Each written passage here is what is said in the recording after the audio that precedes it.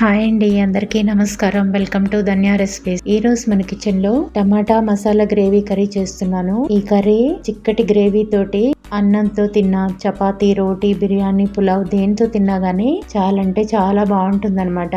ఓసారి ఈ టమాటా కూరని ఇలా చేసి పెట్టండి, చాలా ఇష్టంగా తింటారు ఇంట్లో ప్రతి ఒక్కళ్ళు కూడా. ఈ కర్రీకి కావలసిన పదార్థాలు, తయారీ విధానం అయితే చూసేద్దాము. ముందుగా ఒక 6 టమాటాలు అయితే తీసుకున్నాను. ఈ సైజువి అన్ని ఒకే సైజు లో ఉండేటట్లుగా చూసుకోండి. తీసుకొని శుభ్రంగా కడిగి పైన ముచ్చిక తీసేసి 4 భాగాలుగా చేసి పెట్టుకున్నాను. వంకాయలని ఎలా కట్ చేసుకుంటామో అలాగే కట్ చేసుకున్నాను అనమాట. ఈ టమాటాలోకి మసాలాని ప్రిపేర్ చేసుకోవడానికి 1 టేబుల్ స్పూను నువ్వులు, 1 టేబుల్ స్పూను కొబ్బరి ముక్కలు, 1 స్పూను ధనియాలు, 1/2 టీ స్పూన్ జీలకర్ర, 4 లవంగాలు, 2 యాలకులు, 2 చిన్న దాల్చిన చెక్క ముక్కలు, కొద్దిగా కసూరి మేతి. దీంట్లో పల్లీలు కూడా వేసుకోవాలి. నేను ఆల్రెడీ పల్లీలు అయితే వేయించి పెట్టుకున్నాను. ఈ సైజు ఉల్లిపాయని 1 తీసుకొని ఇలా సన్నగా ముక్కలుగా కట్ చేసుకొని పెట్టేసుకున్నాను. ఒక చిన్న నిమ్మకాయ సైజ్ అంత చింతపండుని ముందుగానే నానబెట్టి పెట్టుకున్నాను. నెక్స్ట్ ప్రాసెస్ ఏంటో చూద్దాము. ముందుగా స్టవ్ ఆన్ చేసుకొని ప్యాన్ పెట్టేసుకున్నాను. ప్యాన్ పెట్టేసుకొని ధనియాలు వేసుకున్నాను. తర్వాత కొబ్బరి ముక్కలు కూడా వేసుకున్నాను. ఆ తర్వాత మసాలా దినుసులు కూడా వేసుకోవాలి. వేసుకొని 1 నిమిషం పాటు వీటిని ఫ్రై చేసుకుందాము. ముందు ఇలా 1 నిమిషం పాటు ఫ్రై చేసుకున్న తర్వాత జీలకర్ర కూడా వేసేసుకోవాలి.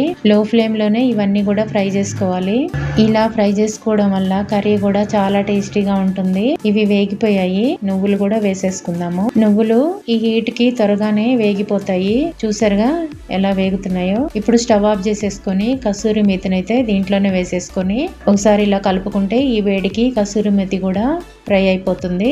వేయించి పెట్టుకున్న పల్లీలు పొట్టు తీసినవి 2 స్పూన్లు అయితే వేసుకున్నాను. వేసేసుకొని ఈ వేడి మీదనే వీటిని ఇలా ఫ్రై చేసుకుంటే అన్ని కూడా మంచిగా వేగిపోయాయి. ఇప్పుడు స్టవ్ ఆఫ్ చేసేసుకొని వీటిని మిక్సీ జార్ లోకి అయితే తీసేసుకుంటున్నాను. చూసారుగా ఈ విధంగా తీసి పెట్టుకున్నాను.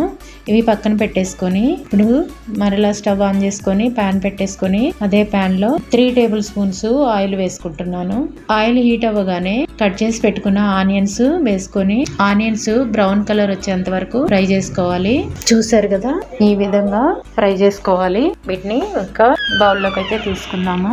ఇవి చల్లారిపోయాయి. ఇప్పుడు మిక్సీ అయితే పట్టుకుందాము. చూసారు కదా ఈ విధంగా అయితే పౌడర్ చేసుకున్నాను. తర్వాత వేయించి పెట్టుకున్న ఈ ఆనియన్స్ కూడా దీంట్లో వేసేసుకొని 2 పచ్చిమిర్చిని తీసుకొని ఈ విధంగా తుంచి వేసుకున్నాను.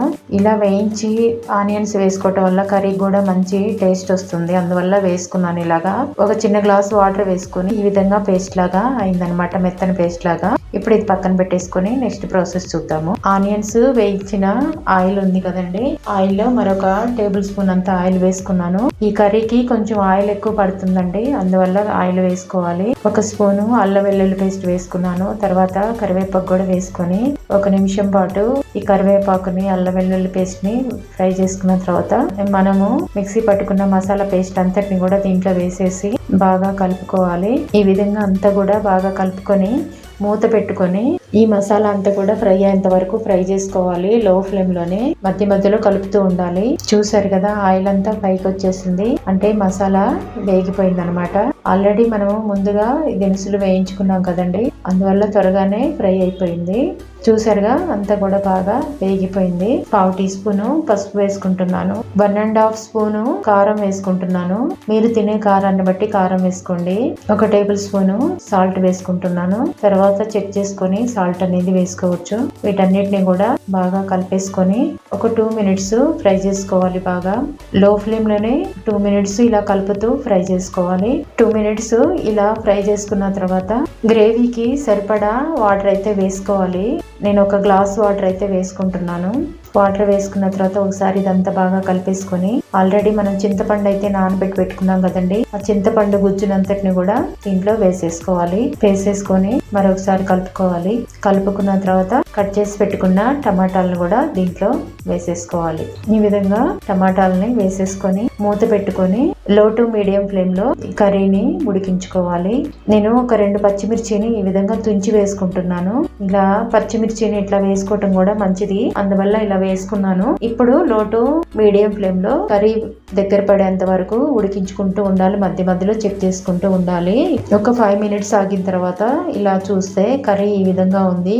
ఇంకా కొంచెం పలచగానే ఉంది గ్రేవీ అనేది. ఇదంతా కూడా మధ్య మధ్యలో చెక్ చేసుకుంటూ ఉండాలి, అడుగు పట్టకుండా చూసుకుంటూ ఉండాలి. టమాటా కూడా ఆల్మోస్ట్ మగ్గిపోయింది.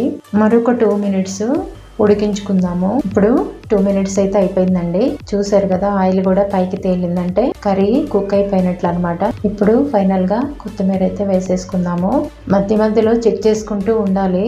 ఒకసారి ఇదంతా కూడా బాగా కలుపుకుందాం. చూసారుగా గ్రేవీ కూడా చిక్కబడిపోయింది. ఈ విధంగా ఉంటే మనం ఈ స్టేజ్ లో స్టవ్ ఆఫ్ చేసుకుంటే తినేటప్పటికి మరి కొంచెం గట్టి పడుతుంది అనమాట. ఇప్పుడు స్టవ్ ఆఫ్ చేసేసుకొని ఇప్పుడు సర్వింగ్ బౌల్ లోకి అయితే తీసేసుకుందాం. చూసారు కదా ఎంతో టేస్టీ టమాటా మసాలా గ్రేవీ కర్రీ రెడీ అయిపోయింది అనమాట. ఇలా చేసుకొని అన్నంలోకి చపాతీ, రోటీ, పులావ్, బిర్యానీ దేంతో తిన్నా గానీ చాలా కమ్మగా ఉంటుంది. ఒకసారి ఈ విధంగా ట్రై చేయండి. చాలా అంటే చాలా బాగుంటుంది అనమాట. తప్పకుండా ట్రై చేసి మీ ఫీడ్బ్యాక్ అనేది నాకు ఇవ్వండి. ఈ వీడియో మీకు నచ్చినట్లయితే లైక్ చేయండి, షేర్ చేయండి, సబ్స్క్రైబ్ చేసుకొని పక్కనున్న బెల్ ఐకాన్ని క్లిక్ చేయండి. Thanks for watching.